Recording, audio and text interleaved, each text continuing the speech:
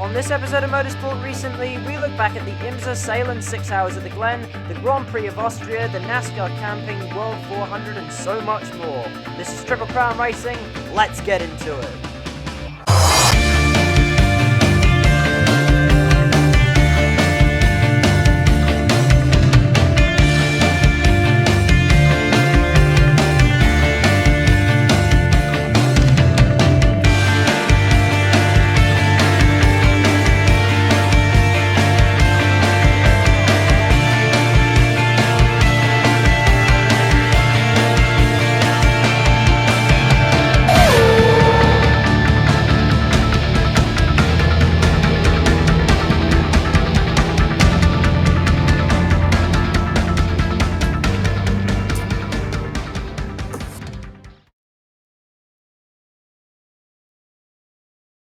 Hello everybody and welcome to Motorsport Recently for the second time this morning. Hopefully everything is up and running. You might just have to check the streams to make sure we can all be heard. My name is Jet McKenzie and joining me on the mic are my usual partners in crime, the wonderful Chris Whitfield and Caitlin Penny commentary, and we'll be going over all the news from the past week in racing, and it has actually been quite an interesting week in motorsport. Now, if we can check that we all can be heard. We can indeed. 1, 2, 3. I can see it happening on OBS. Yep, you are being registered. So we're good to go. Sorry about the initial attempt not working. Testing. Check. 1, 2, 1, 2. Sibilance. So we'll start off the day with the Sailing 6 Hours at the Glen in the IMSA WeatherTech Sports Car Championship. So if we can get a slide change, and without further ado, Chris, would you like to tell us about that? First of all, am I coming in clear? Check. Sibilance. Loud and clear, Chris. My mother dated a roadie. With the cobwebs shaken off from the Le Mans break, the IMSA WeatherTech Sports Car Championship took to picturesque Watkins Glen for the Sailing 6 Hours at the Glen.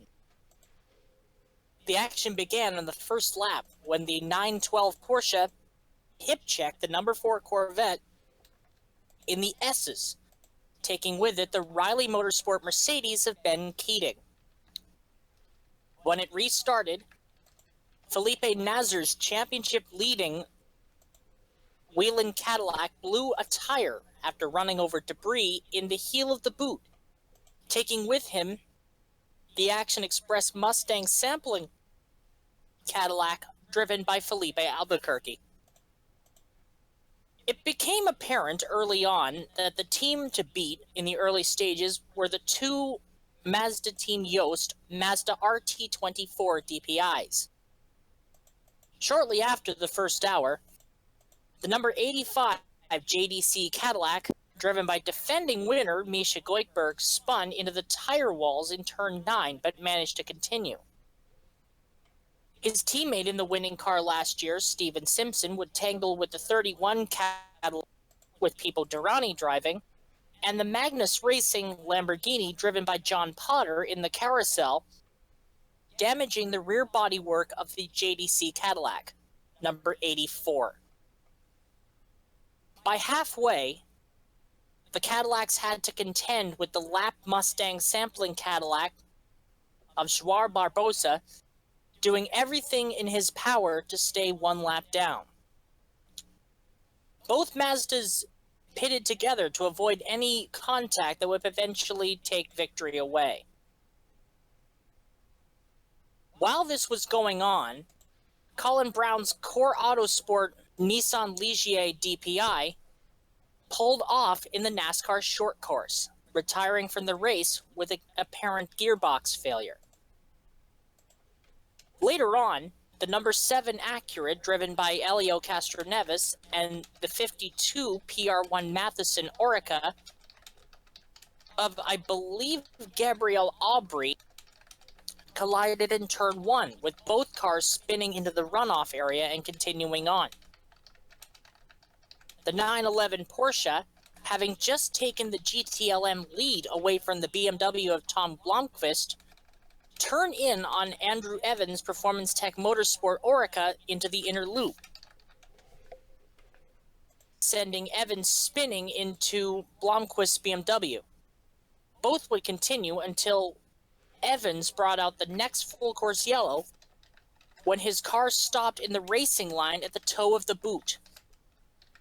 In the round of stops, the number 6 Penske Acura of Juan Pablo Montoya aboard short-filled and leapfrogged the 2 Mazdas in the pit cycle.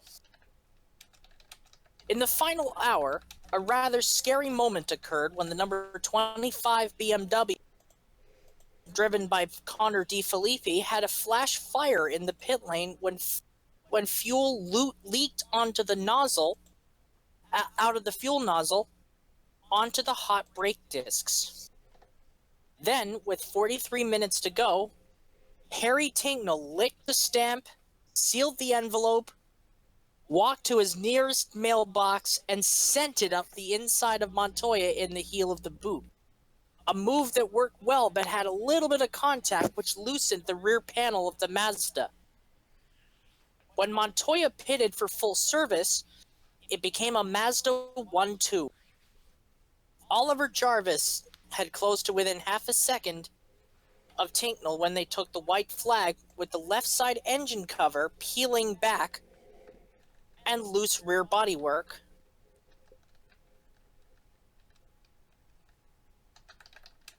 Tincknell and Mazda would not be denied. The Mazda curse finally ended in the best fashion possible. A 1-2 finish for both Mazda DPI cars. This became the first Mazda victory in prototypes since the 2012 Road Race Showcase at Road America in the epic drag race up the hill between Lucas Luhr and Guy Smith.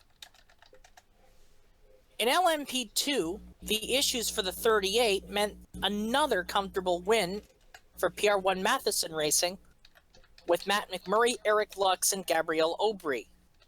In GTLM, the 911 Porsche of Nick Tandy and Patrick Pile held off a late charge from Antonio Garcia's Corvette. In GTD, the Meyer-Shank number 86 Acura of Mark Bacher, Trent Hinman, and Justin Marks held off Bill Oberlin's Turner Motorsport BMW M6 GT3 to score the first victory for the Acura 9 NSX GT3 Evo. The next race for the IMSA calendar is this weekend's Mobil 1 Sports Car Grand Prix at Canadian Tire Motorsport Park, about 2 hours from me in Bowmanville, Ontario. Thoughts, opinions, points arising? Yeah, thanks for that, Chris. I actually didn't see the Salem 6 Hours of the Glen this year because I was asleep. And to be honest, I really regret not seeing it because it sounds like a great race. It's great to see Mazda back up to where they were before as well. You know, there was so much hype around Mazda when the Yoast partnership took place. Because, well, it's Yoast, you know, everyone expected them to come in and suddenly end their streak and start winning for once. And it's taken them this long, which has been really quite frustrating at times. They've had opportunities last season, they had an opportunity this year at Daytona.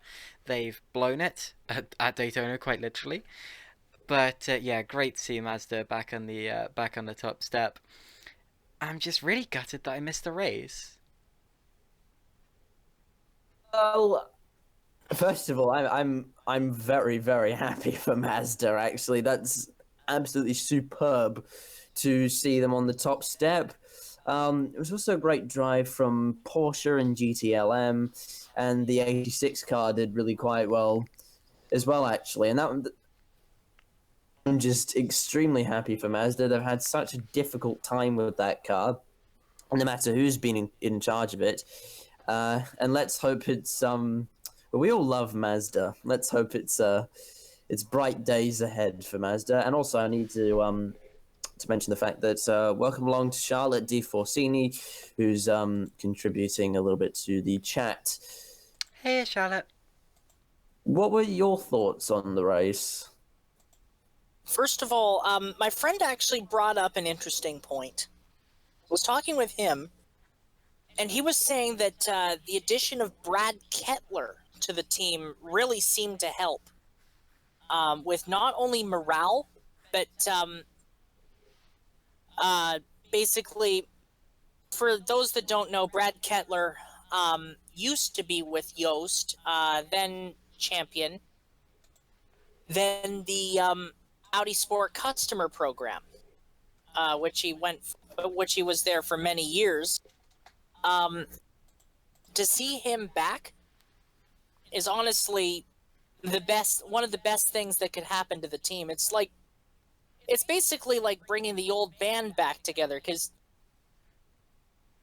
you have Yeah. Rolf Jutner, and Brad Kettler, and Lena Gade, one of the smartest people in motorsports, the Gade herself, who is an excellent strategist, who's actually on the 77 crew.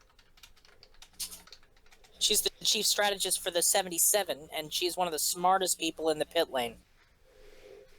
It's just like, it's like those revival bands, you know? Like, you know the feeling, like, you have an old rock and roll band that hasn't been on tour for a while, then they are like, Burst out of nowhere, cool. yeah.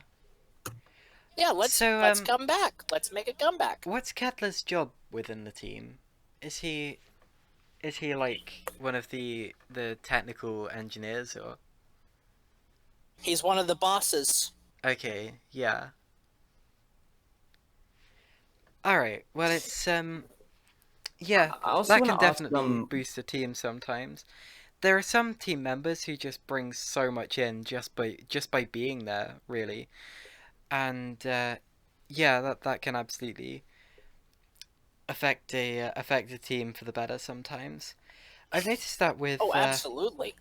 I've noticed that in the past with people like Ross Brawn and Adrian Newey. Wherever they go, cars seem to start winning. Admittedly, Yes. Mercedes only started winning after Ross Brawn had left, but ignore that, the rest of his career. But yeah, Adrian Newey especially, wherever he goes, cars start lapping quicker, and that's because of his amazing contributions to the aerodynamics. But also, everyone just wants to work with Adrian, and it sounds to me like Kettler's very much that kind of character, but for sports car racing. Can I ask what the championship is looking like as of right now?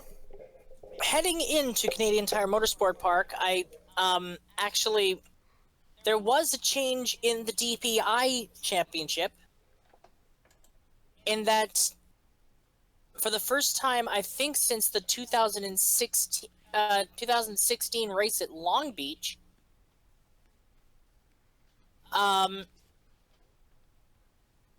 there is not a General Motors product in the lead of the championship. That's interesting. I need to do this myself. It is the number 6 Acura that is actually leading by 1 over the number 31 Cadillac. That's a better season for Acura then so far. I mean, Penske it seems like they've finally got that car properly figured out now, because you could tell over the past couple of years that the Acura was a fast car. They just didn't really know what they were doing with it yet, but it looks like they have actually got it figured out now. It's all part of the Penske plan. I just realized The Penske plan. I used a lot of alliterative. Part of the Penske plan. I just used an alliterative sentence. Yeah. You should write headlines for someone, Chris. You should join a newspaper. Anyway, there you go. Well, Nice. Okay. perhaps. As for the other two, apparently the 38 is actually still atop the championship in LMP2 by 1 over the 52. LMP2's been a bit of a failure this year, if I have to say. I mean, trying to get a new class off the ground, but there just simply isn't enough cars in that class to make it, well, relevant, actually. Apparently, Scott Atherton is saying that LMP2 is going to continue into 2020. There was actually a quote that I saw this week from Bobby Ergel, who owns the Bar One Motorsport team, that apparently he wants the Rolex 24 to be a non-championship event for LMP2. Oh, really? What good is that going to do? And just have, like, basically and have it as a sprint series, or a split between endurance and sprint. Now, why is that? Instead of an overall thing. I'll pull up the quote here. Okay. That sounds a bit weird. I'm struggling to think of why that would be, to be honest. Let's see if I can find the rest of the standings now. Basically, the teams. Well, personally, I've got an idea, and if Scott Atherton's listening, which I hope he is, because I have some good ideas.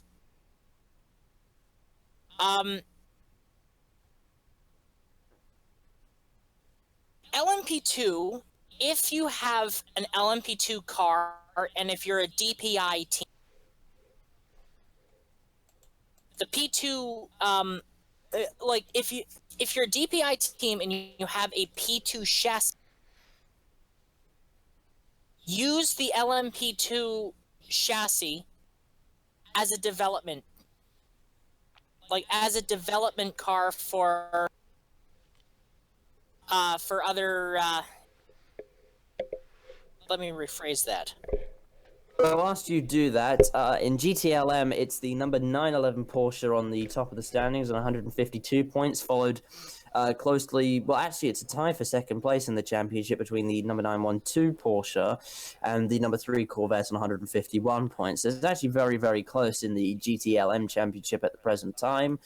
And in GTD, it is the number 86 Meyer Shank Racing Acura on 119 points, followed by the 14 AM Vassar Sullivan Lexus on 103 points, and that is then followed by the team car, which is only 1 point behind that, and it's actually very, very close to the top of the championship, and even there, because in fourth place is on 100 points. So very, very close in GTD in the top 4 cars. And then Park Place is a little bit further behind on 95 points.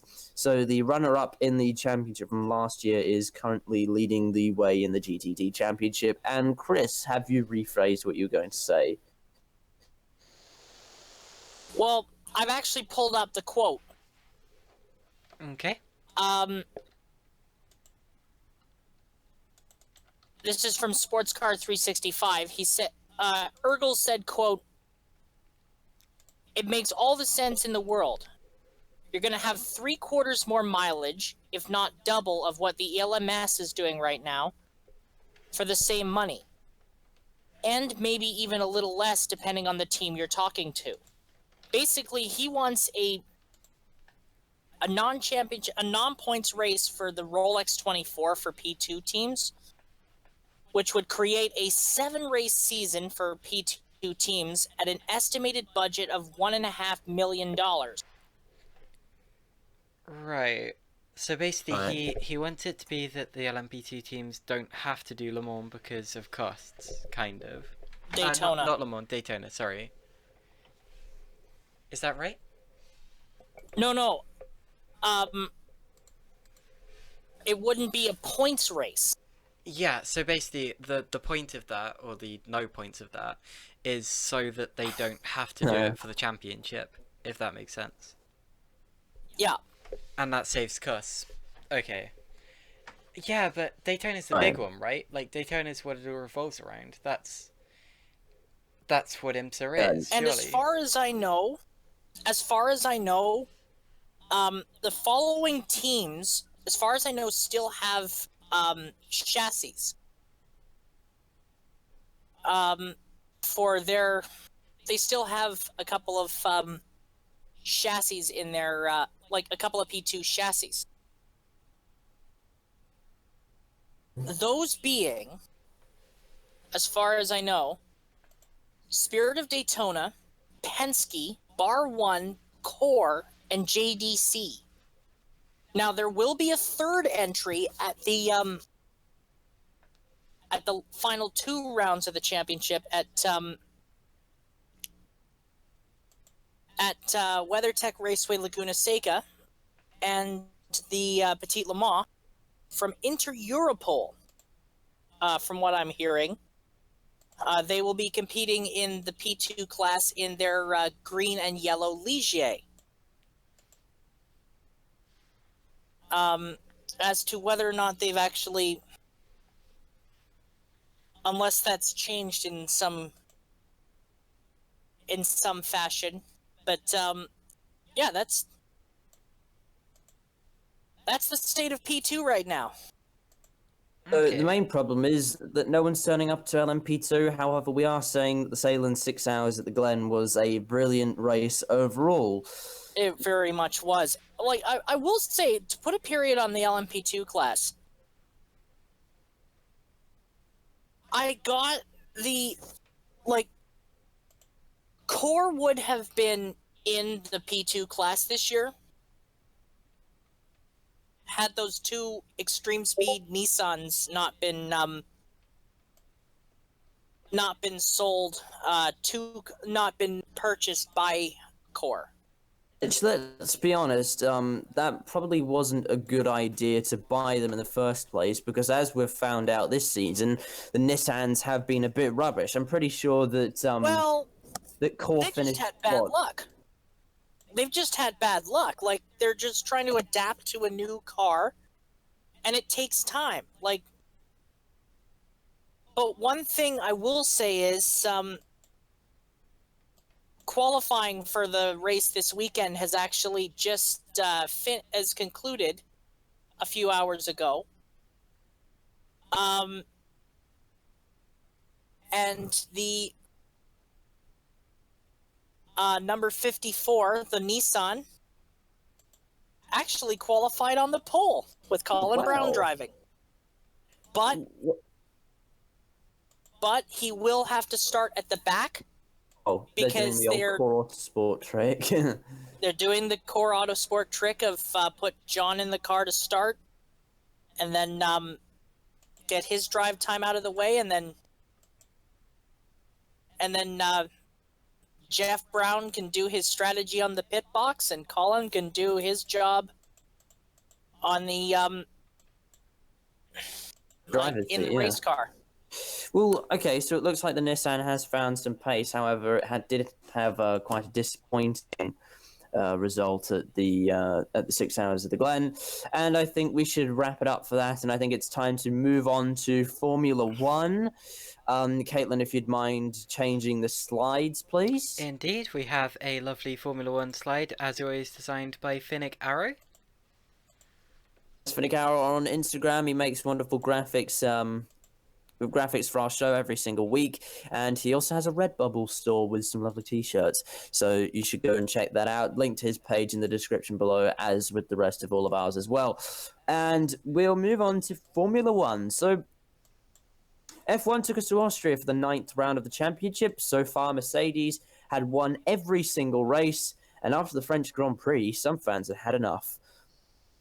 Formula One simply had to deliver in Austria. Qualifying looked promising with Charles Leclerc on pole, followed by Lewis Hamilton and Max Verstappen. It was set for a hopefully more interesting race than we've come to expect so far. The race got underway, and off the line, Max Verstappen dropped a number of places after a slow getaway. Meanwhile, Lando Norris was going toe-to-toe with drivers like Sebastian Vettel and Lewis Hamilton. Unfortunately, he didn't actually have the car to defend against them, so if you put him in a good car, he'll be flying. Verstappen, having fallen back to 7th, set about making his way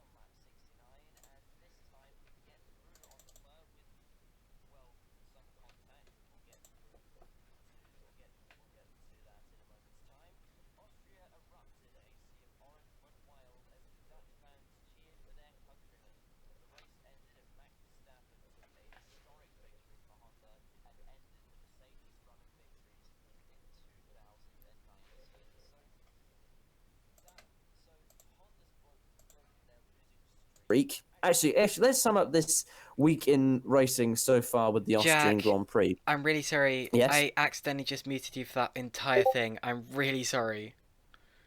How the hell has that happened? I clicked the wrong All button. right. I'm sorry, my mistake. Basically, I am falling asleep and I'm not concentrating, and I'm really sorry. Okay, let's do that again. Okay. Am I not muted? Am I not muted I've now? made sure you're not muted now. Sorry, guys. Sorry. This podcast is brought to you by Ambien. No, it's brought to me by a very it's brought to you by a very, very sleepy host, and I'm really, really sorry. Sorry, Jack. Okay, right, let's do this again. Formula One took us to Austria for the 9th round of the championship. So far, Mercedes had won every single race, and after the French Grand Prix, some fans had had enough. Formula One simply had to deliver in Austria. Are we good so far? Yes, we are. Okay, good. Qualifying looked promising with Charles Leclerc qualifying on pole, followed by Lewis Hamilton and Max Verstappen. So the stage was set for a hopefully more interesting than we've come to expect so far race. The race got underway, and off the line, Max Verstappen dropped a number of places after a slow getaway. Meanwhile, Lando Norris was going toe-to-toe with drivers like Sebastian Vettel and Lewis Hamilton. And he didn't have the car to defend against them. If you put him in a good car, he'll be absolutely flying. Verstappen, having fallen back to 7th, set about making his way back up through the field and would dispose of the likes of Raikkonen, both Mercedes, Sebastian Vettel, and would eventually reach Charles Leclerc, who had dominated most of the race. Get past on lap 68, but Leclerc would hold it around the outside of turn 2. Verstappen would then try again on lap 69, and this time would get through on Leclerc with some contact, but we'll get to that in a moment's time.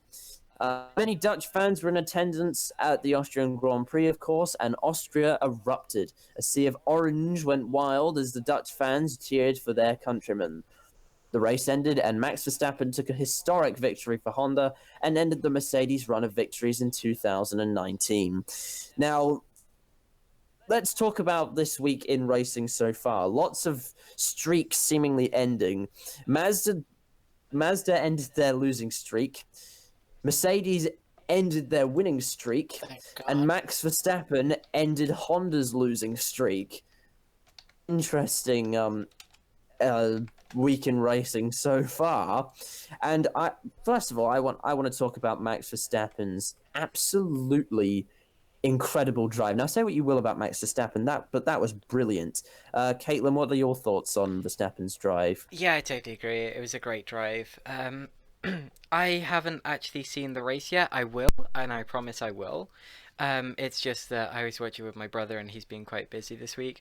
But from what I've heard and from what I've seen, fantastic drive to fight back through the field from so far back, especially since you have to remember he did have to fight his way past the Mercedes and the Ferraris, which are generally considered to be better cars, and that was all him through strategy and just performance.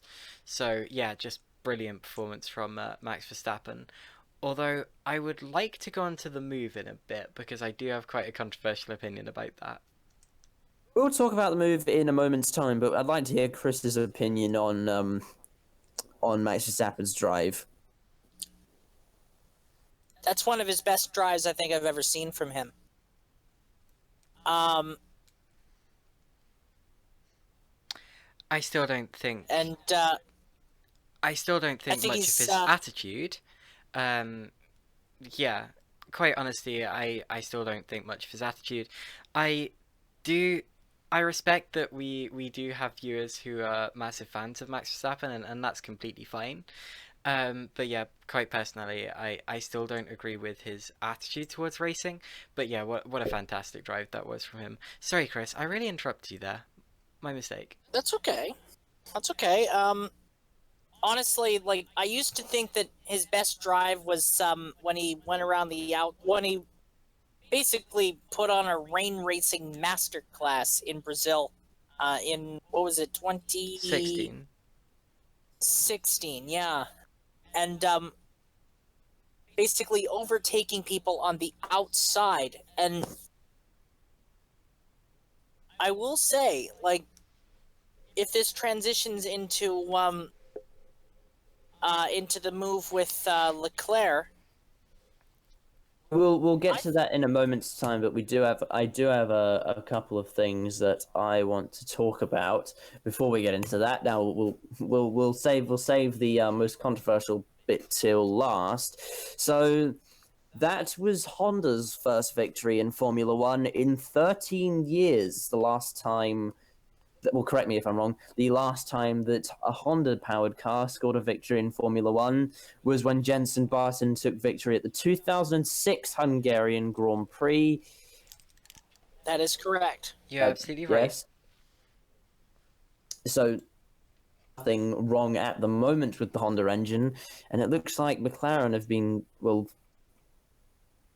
that sort of says a lot about what McLaren were doing with Honda, and it seems to be working a lot better for Red Bull. Caitlin, your thoughts? Yeah, it's nice to see Honda end that streak. Of course, when they came back into Formula One in 2015, I don't think any of us saw them where they are now on the top step of the podium. Maybe Honda did, but I don't think any of us did. And really, as I've said before, I think the main problem was McLaren. I think they asked too much of Honda. I think they rushed them. I think they were unreasonable with them. I think they designed a car that just didn't fit the engine. And to be honest, I think that Red Bull has done a much better job with them so far. And yeah, And apparently it's really Jack showing. is opening up a.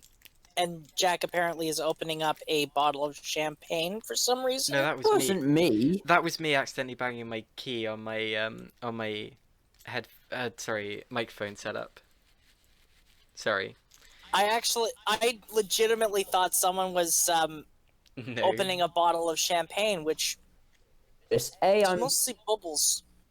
Does anyone know? 16, and B, it's 7:53 in the morning. I think that's a bit early, if you ask me. But anyway, Yeah. yes, Honda and Max Verstappen were most certainly opening a bottle of champagne, as well as Red Bull, actually. So I'd say that's a nice little segue back into this conversation. Chris, your thoughts on Honda taking victory? I am really glad to see Honda back on the back at the sharp end of the grid where they belong. Like to echo Caitlin's point.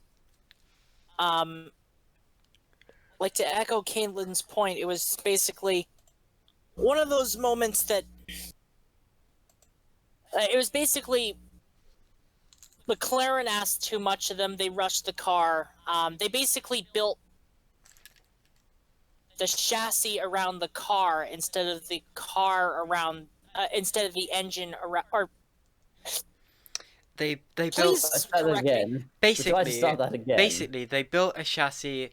They built an engine separately. They tried to stuff the two together, and it didn't work. That's what you're trying to make. That's what you're trying to say.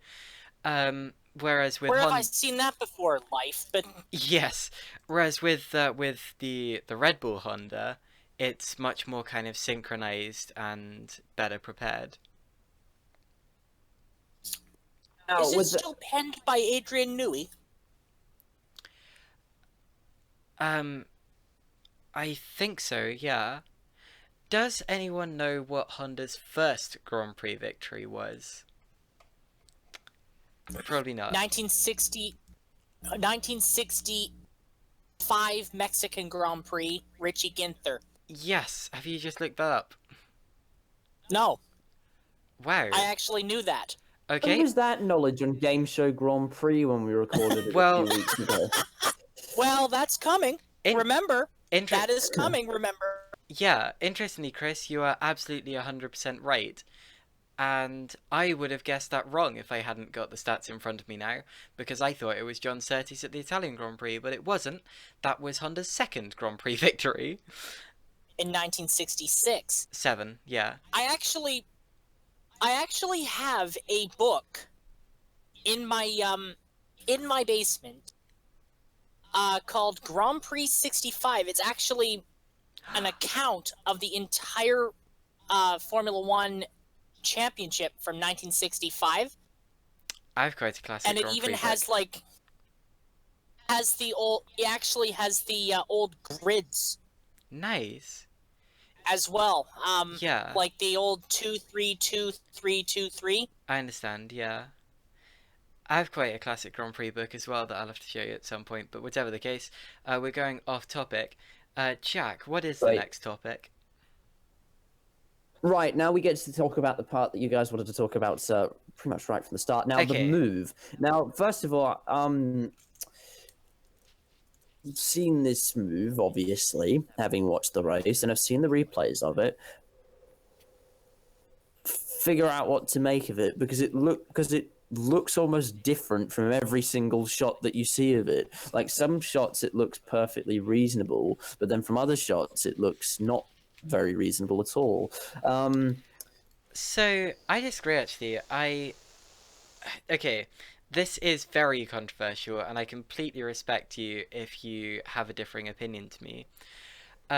I think that Verstappen should have been penalised for it, and I think that the only reason the FIA didn't penalise him for it is because they knew it would kill Formula One. They knew that Arguably, that is Yeah. true. Actually, I mean, honestly you do think get the sense with that, I honestly think because the remember only back reason to 2016. Yeah, I honestly think the only reason they didn't penalise Verstappen was to avoid a riot. And I mean a literal riot. That is why Yeah, they I know. didn't penalise Verstappen. You And of know, course, if you think back to 2016, everyone was up in arms when Nico Rosberg, I believe, pulled the exact same thing. actually, this reminds me of something. Like the threatened riot. This reminds me of something. I recall hearing in 1994, after Michael Schumacher was disqualified from the British Grand Prix, that German fans threatened to actually burn down the forest around Hockenheim if their driver wasn't allowed, if Michael Schumacher was not allowed to compete. Wow. Okay. We have quite crazy fans then. It was the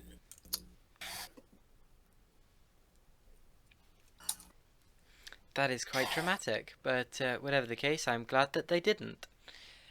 I was thinking that football fans are crazy. I do apologise on behalf of our mental Formula One fans sometimes. Yeah.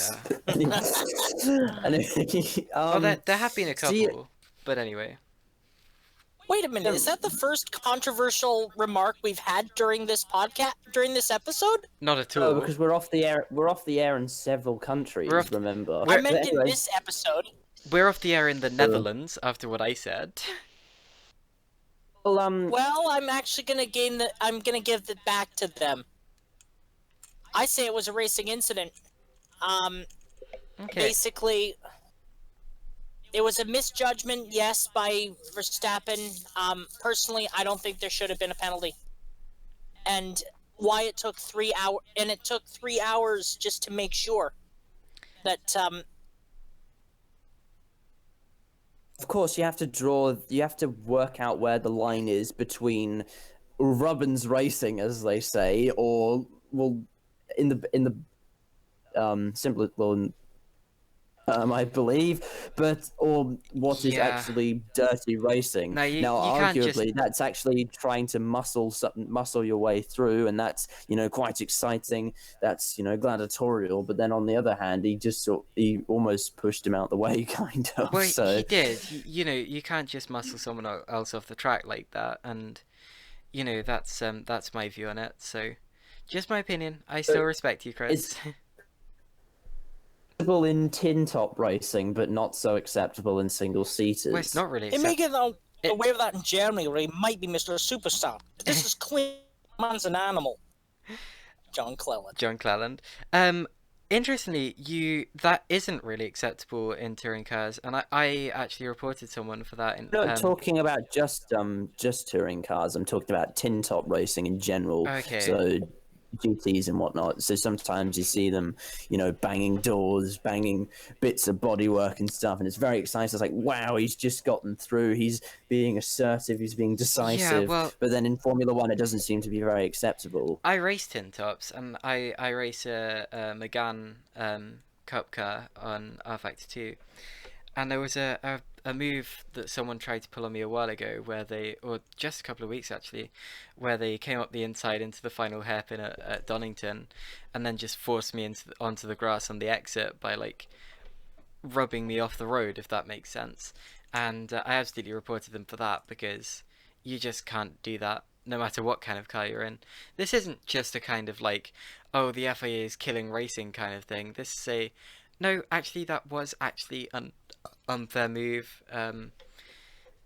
Leclerc was forced off the road. He did lose time. He did have to back off to avoid the grass. That is absolutely Verstappen being too assertive. And I'm not just saying that because he's Max Verstappen. I have respect for the drive that he pulled. I just think that one particular move was a bit over the top. So we've heard Chris's opinion and we've heard Caitlin's opinion on the move. What's the next Grand Prix? The next Grand Prix is the British Grand Prix. So Caitlin's home race. Caitlin, are you going to that or no? I would love to, but it is extremely expensive. So absolutely, I'm not going to the race. But I hope to go back there at some point in the future if I can afford it. What I'd love to do a live coverage from there from a Grand Prix or any race actually at some point in the future. And I think on that note, it's time to move on. It's time to move across the pond to a series where a bit of rubbing is acceptable. We're moving on to NASCAR now. If we can, a bit of rubbing. A bit of rubbing is acceptable. Just realised that's probably not particularly appropriate. Now, of course, I'm referring to the expression "Rubbins Racing," but I think you guys may have had a different idea. And on that note, I think we should change slides to NASCAR. Yes, that's already occurred. And Ainsley Harriet memes when? Chris, would you like to tell us about Chicagoland? I would love to. That was excellent. Austin Dillon and Kevin Harvick led the field away for the Camping World 400 at Chicagoland Speedway. Coincidentally, also, NBC's first race of 2019. It didn't take long for the threatening skies to shed some water as the caution came out on lap 10 for rain. After an extended red flag, the race resumed on lap 16 with Jimmy Johnson moving to the front. With 2 laps left in stage 1, Clint Bowyer cut down a right rear tire, spinning into the wet grass. Kyle Busch also had a right front failure and found the turn 4 wall. Denny Hamlin was actually credited with the stage victory. On lap 96, Clint Bowyer's day finally ended with spilling from his Toco warranty Ford. Sorry. In stage 2, Kevin Harvick held off Chase Elliott to win his to win yet another stage this season. On lap 169, Kyle Busch threw a massive block on Joey Logano heading into turn 3. Busch came to pit road to replace a blown left rear. 2 laps later, it was Harvick's turn to find the wall in turn 2 to bring out what turned out to be the 5th and final yellow of the race. Busch's day went from bad to worse with 32 laps to go when excess rubber piled up in the right rear crush panel of the now hot box Skittles Toyota, forcing him on pit road to get the rubber removed. Busch would wind up 22nd at the end of the race. Up front, a duel developed between the Chevys of Kyle Larson and Alex Bowman. With 8 laps left, Larson took the lead. However, with 6 to go, Bowman took the lead back in what turned out to be the winning move. Prior to this race, Alex Bowman had finished in every position on the grid between 2nd and 43rd. He would complete the cycle in this race, taking his first career NASCAR Monster Energy Cup Series victory. The next race for the Cup Series is the Coke Zero 400 at Daytona International Speedway, which is happening tonight, in fact. The top 3 results are Alex Bowman, Kyle Larson, and Joey Logano. I should actually mention that that it is Joey Logano leading the standings, followed by Kyle Busch and Brad Keselowski. Now, I have to say that was a fantastic drive from Alex Bowman, and it's absolutely fantastic to see a young talent like him finally taking victory in the Cup Series. And correct me if I'm wrong, that's the first time anyone's taken a first career victory at Chicagoland Speedway in the Cup Series. Yes, I believe so. I remember them saying that in the coverage. Yeah, because both Kevin Harvick and David Rudiman took their second wins at Chicagoland. Kevin Harvick in 2001 and David Rudiman in 2011. It's amazing that he was able to finish in every position but first up until that point. That's actually really... No, he has finished in every spot. Yeah, that's actually really statistically improbable, sorry. And has been done, actually. Believe it or not, it has been done. Well, they obviously. have, it's been done right now. Morgan Shepherd did it. I believe also a couple drivers from... I believe actually Jeff Gordon, of all people, didn't do that. Mad.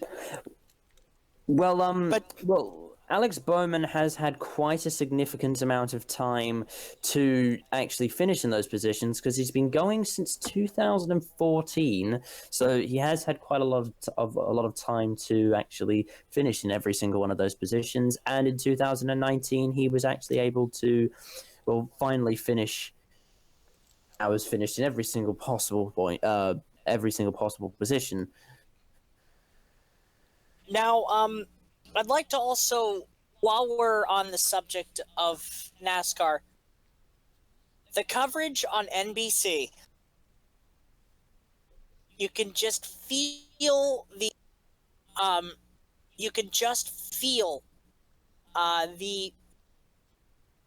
amount of, you could just feel the broadcast quality going up.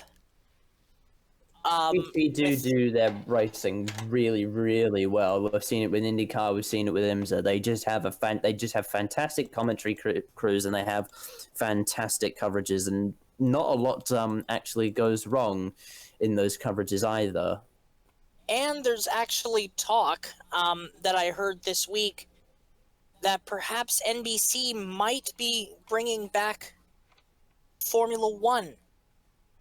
Oh, that sounds interesting. That means they've got pretty much every single major series then, apart from Formula E and WEC, kind of. And World Challenge. World Challenge, yes. which is owned by CBS. There is whispers that from Joe Sayward. There's whispers that NBC has made a significant bid for the Formula One television rights for the United States. The only problem is,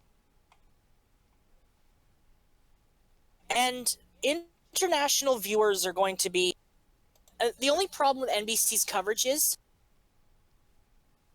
and I think I speak for every international viewer when I say this, the region locking. Well, the thing with NBC, they did it with IMSA. They did it with IndyCar this season. Like, if you have a television contract with someone else, like in Canada with IMSA, it's Discovery Velocity, a channel nobody gets. With IndyCar, it's Sportsnet, but only available online. And the races are geo-blocked. then with Australia, it's nothing essentially. I mean, with IndyCar, Exactly. we don't get IMSA apart from on the IMSA app and IMSA TV, which is brilliant. We don't get NASCAR at all anywhere in Australia, so the only way we can watch it is we can watch it on YouTube, and that's it. And then IndyCar, of course, we get the 1 hour highlight packs a few days later. Now, I have to say though, a good substitute to all of that is NBC. Their Motorsports on NBC YouTube channel is absolutely superb. Oh, it's brilliant. Oh, it's brilliant. All the coverage there, so it's like, oh, this is fantastic. I can just watch this. I mean, brilliant actually. I think if NBC did go back to Formula One, they'd have to basically, bring back, bring the old Bob guys Varsha. back. Basically, they have to bring, well, Varsha, Steve Matchett, and David Hobbs. I like to hear Diffie as well. I mean, he's done a little bit of Formula One as well. Diffie's actually a really good voice as well. Anyway, we are going off NASCAR a little bit. So obviously the Xfinity series happened there as well. Happened at Chicagoland, and Cole Custer actually took victory in the 00 car.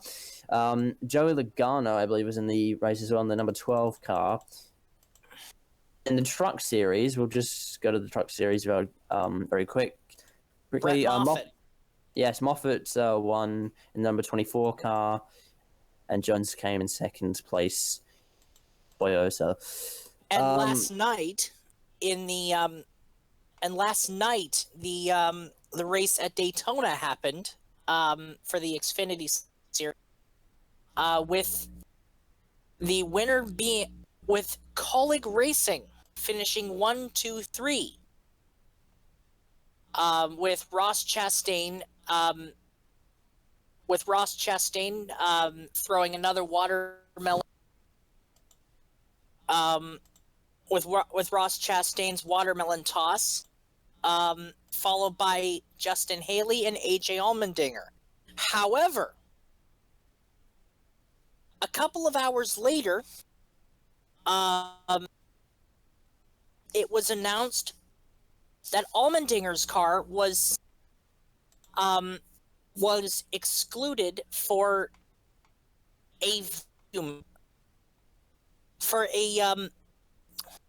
violating NASCAR's vacuum rule, which I have no idea what that is, because I'm not technically inclined, nor do I play technically inclined on television.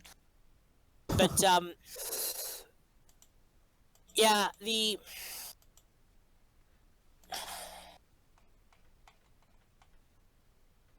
I'm just trying to figure this out here. Apparently, AJ Allmendinger's car, the engine didn't hold a vacuum which meant it wasn't fully sealed and more air was running through. You have to keep in mind that AJ Allmendinger's car was damaged in a wreck on the back straightaway. So that's a rule that I kind of question. But that actually moved.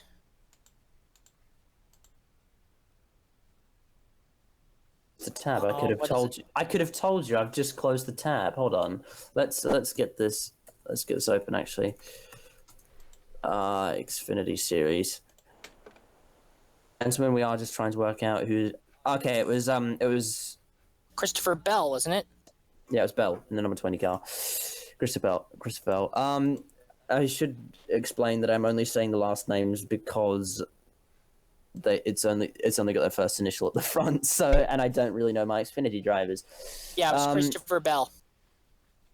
More to be said on that. We should move on to. I'm looking forward to Daytona. I'm looking forward to Daytona, which I believe will be the last 4th of July race at Daytona, unless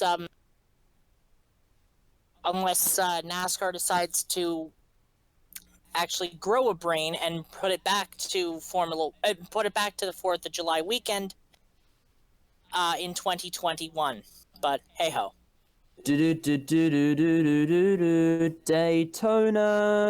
to Electric Boogaloo. Let's go away again. And for the second time this year. And I think on that note, we'll move on to our next segment. And Caitlin, if you're ready with our jingle, it's time to talk about our favorite Spaniard in the entire world. He's got that thirst with a triple crown. St. James may burst. You can't keep him down. This is Nando Watch. There we go. So welcome to Nando Watch, where we keep up to date on our favourite Spaniard. What have we got today? Nando Alonso is, of course. And Chris has actually written up an impromptu Nando Watch that we weren't expecting to do today. So Chris, what's the meaning of this? Because it just broke. Because it broke. Now, this is one, this is something I'd like to call "Don't Believe Everything You Hear." I heard about this. Earlier this week, there was actually news that Fernando Alonso and McLaren were parting ways. However, this is not to be the case. Nando tweeted, "What a day, and is not April Fool's or anything," with 6 laugh cry emojis. He seems to like those laughing, crying emojis, although it gives me the indication that something's wrong.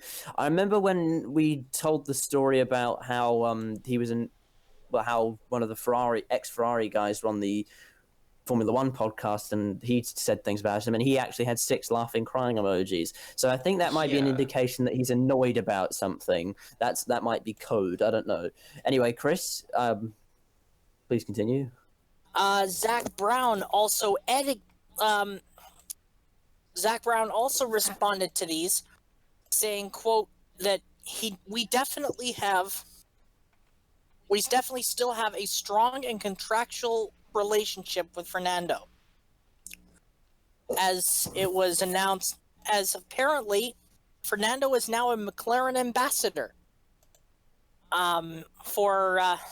Became a McLaren ambassador this year. So I don't think, basically this is one of those, like I said, of don't believe everything you hear until they say so. Okay? It's called journalistic integrity.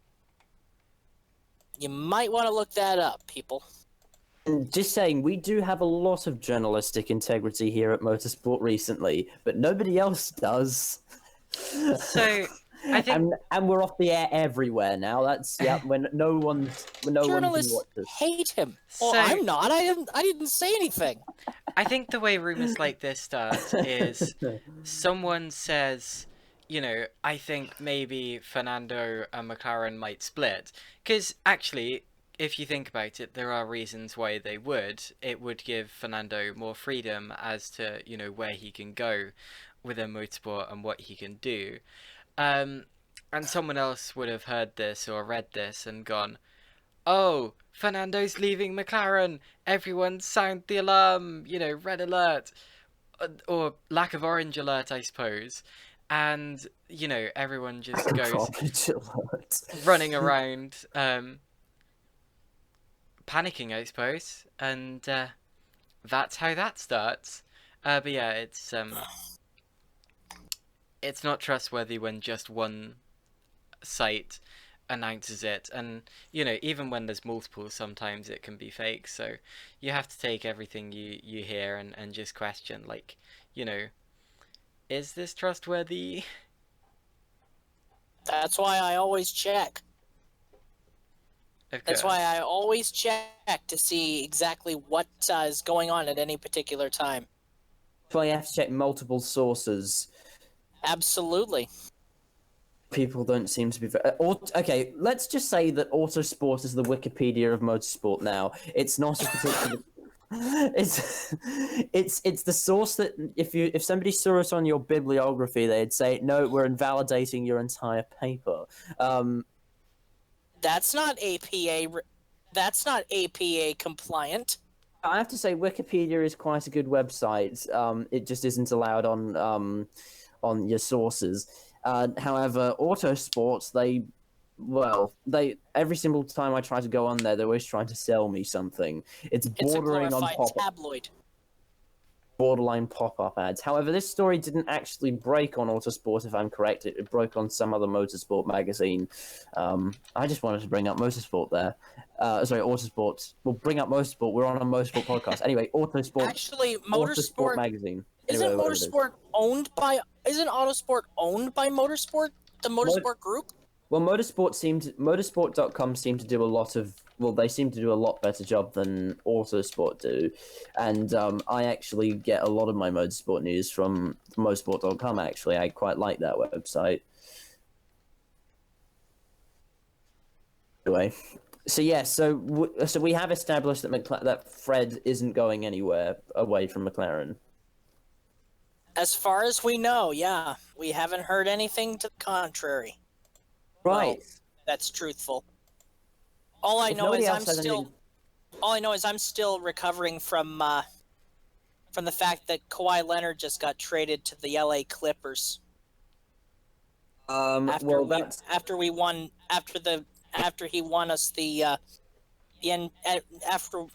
the Toronto Raptors the NBA championship this year. And I think that's the furthest anyone has ever gone off topic on Motorsport recently before.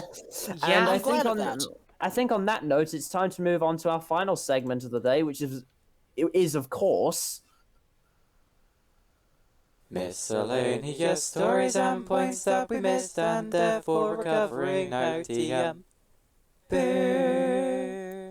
Indeed, it is miscellaneous stories and points that we missed and are therefore covering now TM Bing. Every time. Can I talk about the first couple of stories we have on the list, because they're all sort of intertwined? It's your show, now, Jack. The Goodwood Festival of Speed is actually currently happening, which means that a lot of interesting cars have been released. This is some automotive news. I want to start with this. The new Di Tommaso has actually returned with the Di Tommaso P72. Of course, Di Tommaso was responsible for the famous Pantera, but I won't go on to automotive stuff too much, so I'll go on to the motorsport stuff.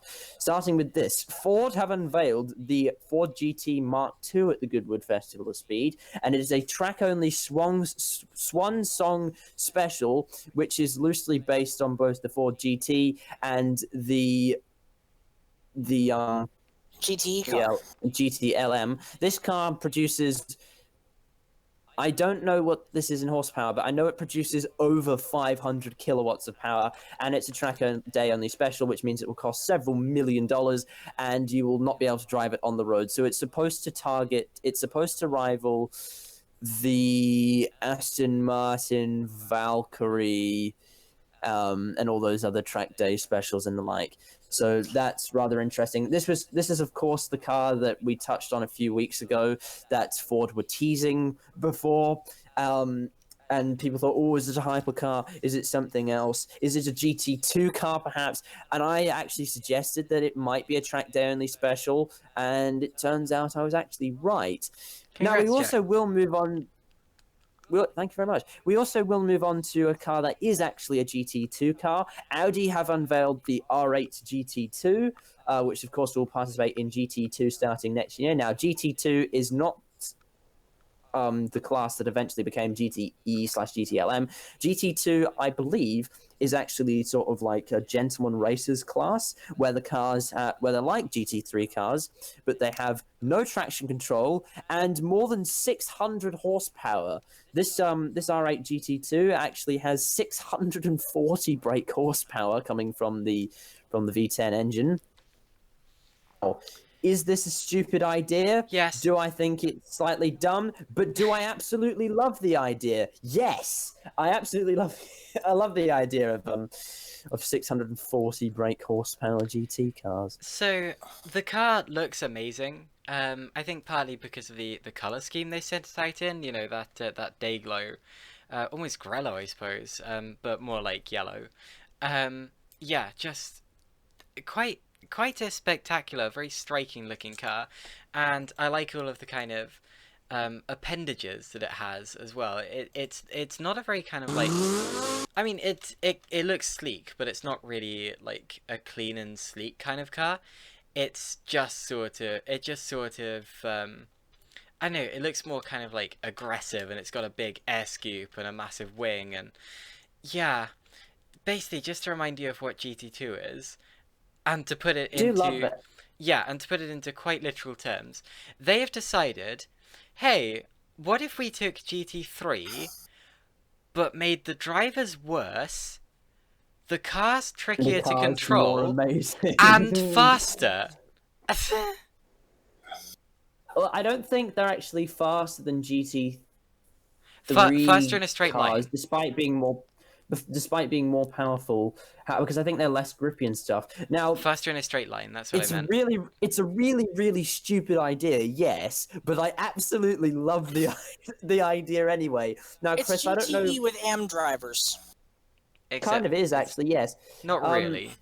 But anyway. Now, other cars that I hope to see in this. Now, I know that GT2 are hoping to attract the Lamborghini Aventador, which I know it isn't, but I would actually quite like to see the Aston Martin DBS Superleggera turned into a GT2 car.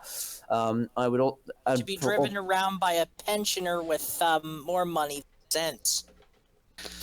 Anyway, and then what else would I like to see as a GT2 car? I wouldn't be surprised if it ends up being pretty much only an Audi single make series. Whatever the case, and I'm No, sure there's a Porsche Porsche will. as well. Yeah, I'm sure Okay. Porsche will bring a car as well. Speaking of Porsche, the new 911 RSR, and I've typed RSR twice for some reason, the new Porsche 911 GTE LM RSR has been released. Now, it is a good-looking car. However, the videos that I've seen from testing, it doesn't sound as good as the current car. Because the and that- exhaust to the sides instead of the rear of the car. Yeah. But, I mean, it is still very loud. You see, Doesn't sound very nice. I like noises. the great thing I like my cars to make noises. The great thing about Porsche is they keep a very distinctive styling, so you always know it's a Porsche. The problem is, that means that whenever a new Porsche comes out, you can't see what the difference is. Maybe in terms of stats you can, but the thing is, when this 911 RSR went up the hill climb, I actually had no idea it was brand new because it looks just like the old one. It does a bit, and also the new 911, the 992 that's come out. This is of course replacing the 991. The only noticeable change for the most part, are the door handles. Which doesn't say a lot. I mean, if you look at the 991 and the 992, it looks exactly the same, but with different door handles. It could just be a facelifted 991, but I know it's Amazing. not because it's longer. It's supposed to fit a hybrid powertrain or whatever. But we got better door handles. We have the better door handles. So the 992 looks. This is improved motor car. 992 looks almost exactly the same as the 991, which looks almost exactly the same as the 997. But whatever the case, it will be a brilliant And it looks car. exactly the same as the 996, which looks exactly the same as the 993. 6 actually did look quite different. The 996 had completely different headlights, but because it looked so different, its market value went down significantly, which means that you can actually get ones for really, really cheap. And that's rather good, actually. So that means You you do get know cheap it's Porsche. basically just a Beetle. It's basically just a Volkswagen, right? It's once basically mistook just a Porsche Volkswagen Beetle. I once mistook a 997 for a Beetle once. And I accidentally once mistook a 997 for a 991. Anyway, we'll move on from the subject of Porsches because of Volkswagen. No, we were also just talking about Volkswagen. A Volkswagen's gone significantly faster than a Beetle ever could. Chris, would you like to tell us about They this? have. This actually happened earlier today, in fact. Romain Dumas smashed the 20-year-old track record in the Volkswagen IDR, still one of the best, one of the fastest cars I think I've ever seen.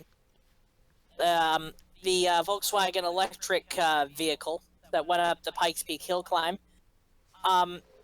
with a time of 39.90 seconds, 2 seconds faster than a McLaren made it up the hill. I believe it was a 1998 McLaren.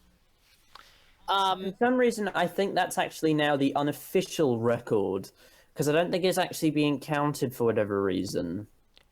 I think it's because Yeah, it was Pedro de la Rosa that was driving it. I think it's I because think that the was old driving black the- record is still the proper one. I think it's because you have to set the record in the shootout. But yeah, it's absolutely going to do that. And it wasn't Pedro de la Rosa, it was Nick Heidfeld. Interestingly, if you watch the and Romain Dumas, of course, in the Volkswagen IDR, if you watch the laps, or the hill climb, sorry, the Volkswagen just looks so much more planted than the McLaren. It actually looks slower to watch just because it's so planted. You know, it doesn't move around in the corners or over the bumps at all. It just sticks. It actually does. I'm looking at the side-by-side video now, courtesy of the FOS Goodwood Instagram account. And yeah, it just looks, like you said, it looks exactly planted to the road as if it was slot. You'll notice that the Volkswagen IDR has a much faster start than the McLaren. The McLaren starts to gain a little bit towards the end of the run, or at least it did yesterday, and I think that's probably because Dumas backed off early to save his lap. And I'd be interested to see his new lap side by side with Heidfeld's old time, because Well, he ran a 41:18 yesterday, yeah, and today he ran a 39:90. and I'm expecting him to go even faster tomorrow. Now, in the shootout. the reason that the start was probably faster is I believe the IDR is actually four-wheel drive. Absolutely, yeah. Yes. Yeah. And the fact that electric cars statistically Instant have torque. more, just. Oh wait, even that's slow. That's better. Like I mean, it's shot out of a cannon. from people who've driven the Teslas that have come out over the past couple of years, they've all said the exact same thing, that it's just immediate power. And people right when you I know want it. who've bought one, and I know some other people have test driven them. So they've all said the exact same thing. Now, should we move on to some Formula One news? And this is rather entertaining Formula One news. Okay, a technical glitch gave Robert Kubica driver of the day at the Austrian Grand Prix. Now, there was debate initially As That to technical glitch was the Polish racing fans. it depends on. Okay, so at the time, there were a lot of theories as to how this happened. Some people said that the whole Reddit Formula One page had teamed up to give Kubica a joke victory, which, to be honest, wouldn't entirely surprise me. I know Reddit; they do things like that. Yeah, no, I wouldn't be entirely surprised at all. However, there were other people who said that, when they voted for another driver, it said they'd voted for Robert Kubica, so that was how they knew there had been a glitch. And in the end, Sure. It's the Russians. uh, The Russians did it all. nope, that was last year Sergei Sorokin. But in the end, of course, they removed Robert Kubica's driver of the day because it was found to be a technical glitch, and I think who was it given to in the end? Verstappen? Probably, yeah. Yeah. I think it was Verstappen, yeah. It's given to Sergei Sorokin. Yes, backing it up my was. theory that it was Yeah. the Russians. But the thing is, if it hadn't been a technical glitch, you know, if people had just voted for him for the joke, they wouldn't have been able to remove it. Ethically. And I wouldn't be surprised if this gives people the idea to do the same, to do it for real in the future. In fact, it has happened. Kind of what I do it now. Last year, Sky Sports ran a poll at the end of the F1 season for the best driver overall, and the winner was Sergei Sorokin. But anyway. Hey, Was I that will say taken away, or was that actually given to him? I mean, it was only a Sky poll, so. give Kubica his due. He did earn driver of the day by finishing last. Yeah, he finished He last. finished. He had a great drive to finish. He didn't beat anyone, although at least he finished. Yep. Right, should we move away from Formula One because we're talking about a Japanese open wheel series because there's been some news from Super Formula. The poachers have got Pato Award. Everybody scatter. So basically, what Chris is referring to there is the fact that Pato Award is replacing Dan Ticktum in Super Formula. Of course, last week we spoke about how Dan Ticktum had been dropped from the Red Bull Young Driver program, and Pato Award appears to be taking his place in Super Formula. Judging by Pato Award's performance at Formula 2 last weekend, I honestly think this isn't going to go much better for him, and to be honest, Red Bull are just shooting themselves in the foot with this. They really are.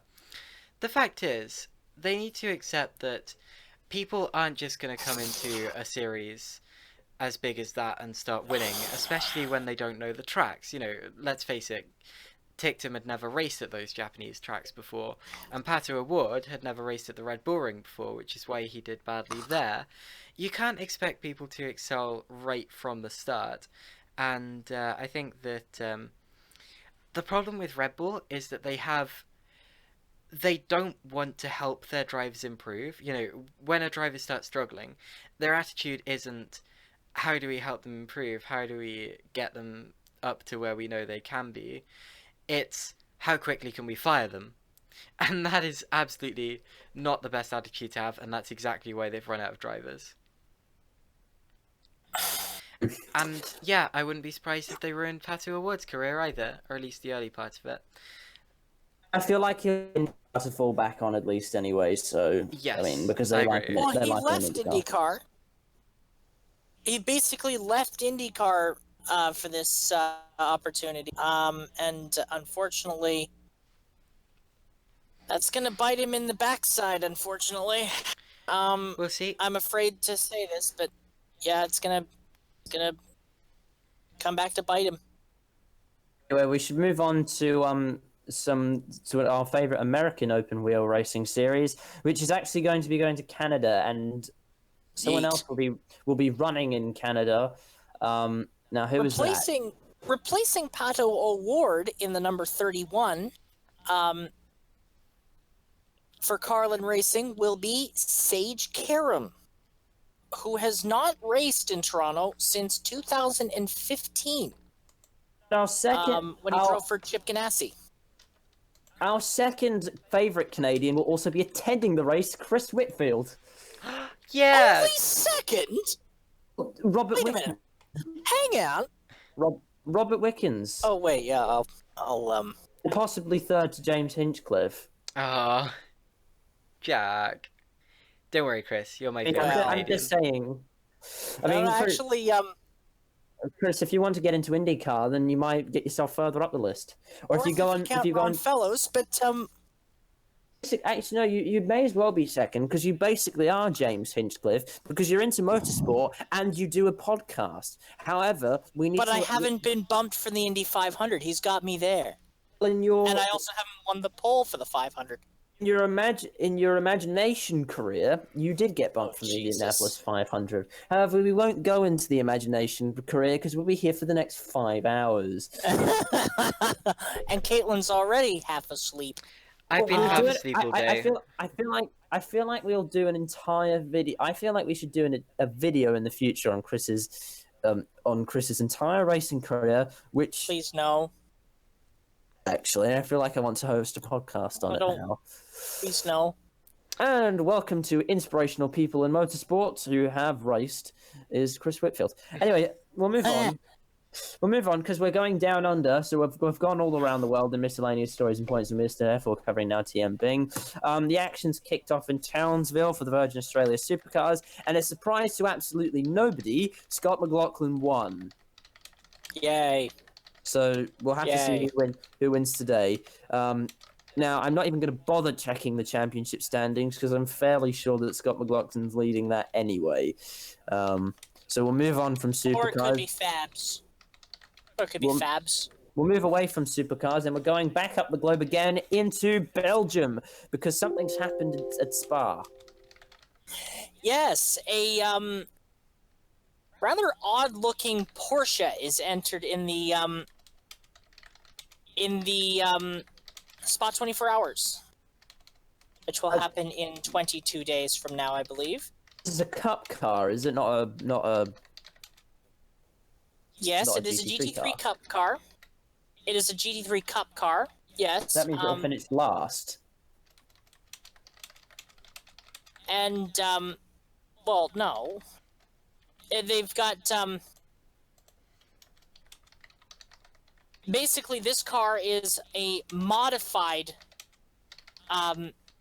car granted to a VW Beetle inspired Porsche 911 GT3 Cup MR called Juliet to race in the invitational class at the Spa 24 and thank you, Caitlin. No problem. Carry on.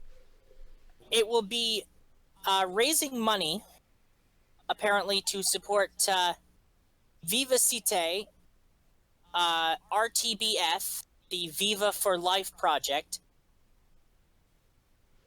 and Kinder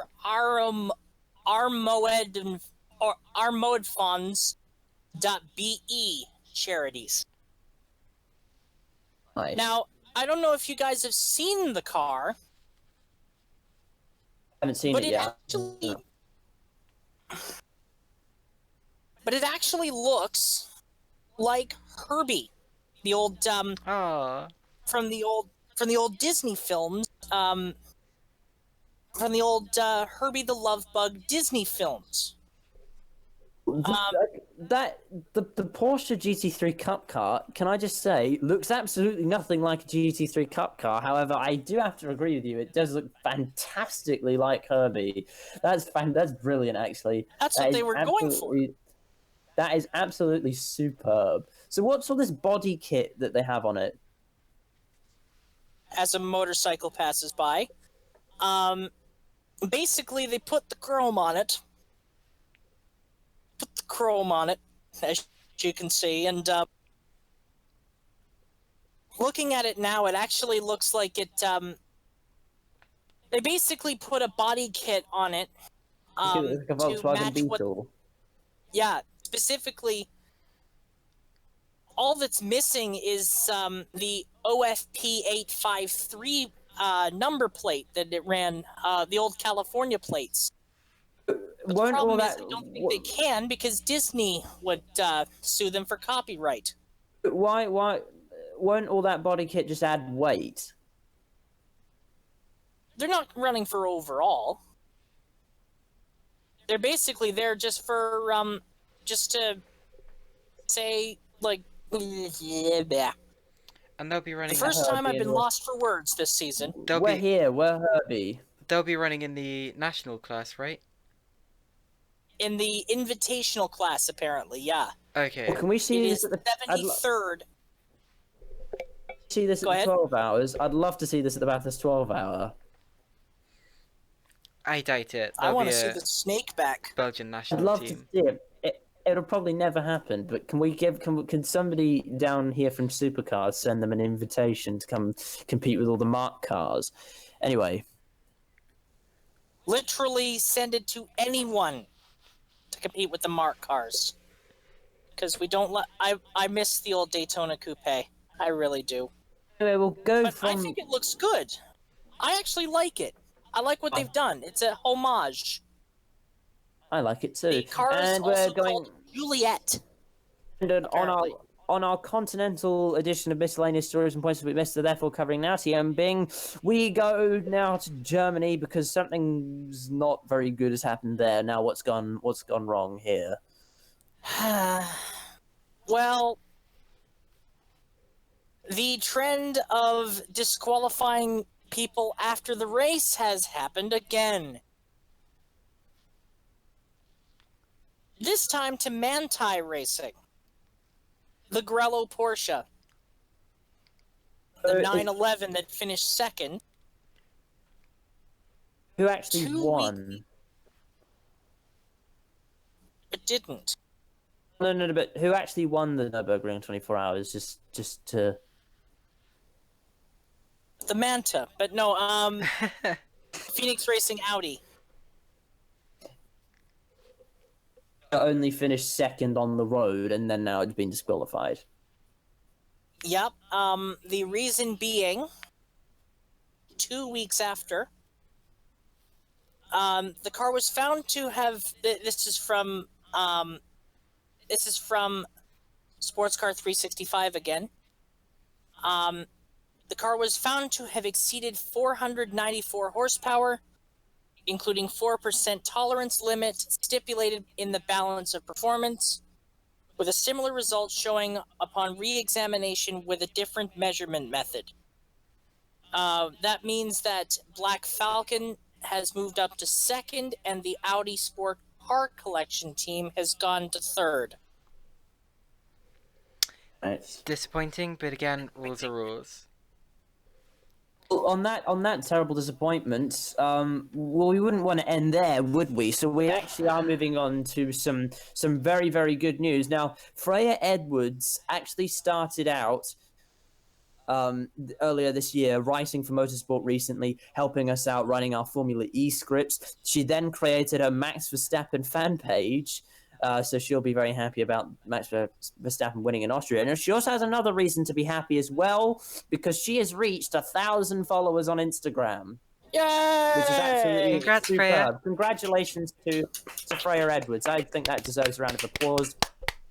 Absolutely superb. She's extremely loyal to this, and it's been an absolute honor having her come along for the ride. So Freya, if you're listening to this later, which I don't think too many people are listening, and well, I think some people are listening, they're just not contributing to the chat, which is a little unfortunate. But Freya, if you're listening later on, congratulations on 1,000 followers. It takes a lot of hard work to get there, and from Motorsport recently, congratulations. And on that on that positive, not disappointment, it is time to end. We'll roll the credits in a moment's time. But I get the hint, first of all, Jack. I'd like to thank some people. I'd like to thank some people first. Let's give some credits to where it's due. The credits are the best part of the show because it gives us credit. Anyway, right, so I've been Jack McKenzie, and joining me on the mic today has been the wonderful Chris Whitfield and Caitlin Penny commentary. Thank you very much to @FinnickHour on Instagram for doing the graphics that you've seen on screen today. Linked his page in the description below, and actually we mentioned Freya before. The link to her page is in the description below as well. Thank you to everyone who's worked on the show for this week, and we'll see you in the next episode. Like, subscribe, and we'll see you next time. Goodbye. Ta-ta. Ta-ra!